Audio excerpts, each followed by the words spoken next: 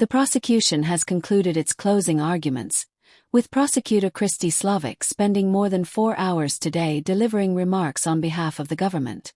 Slavic outlined the 5 counts Sean Diddy Combs faces, including racketeering conspiracy, sex trafficking, and transportation to engage in prostitution. Here's how she ended her closing argument after the afternoon break. Counts 3 and 5. To convict Combs of the 2 counts of transportation to engage in prostitution.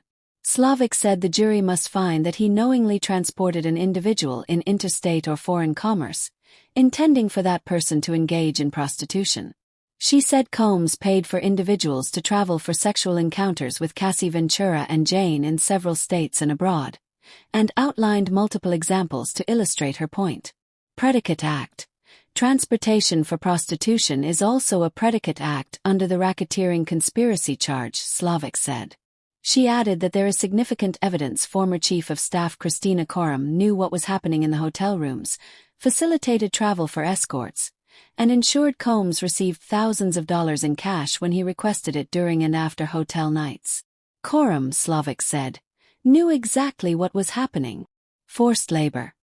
Slavic noted that forced labor is also an element of the racketeering conspiracy charge, telling the jury they heard evidence of forced labor involving several witnesses. She said Combs forcing Ventura and Jane into grueling days-long sexual encounters without sleep qualifies as forced labor. Slavic also referenced the testimony of Mia, Combs' assistant, who said he sexually assaulted her while she worked for him, emphasizing that as Mia's boss, Combs had all the power and control over her. Witness tampering and obstruction. Slavic said Combs engaged in witness tampering and obstruction after Ventura's lawsuit was filed in November 2023.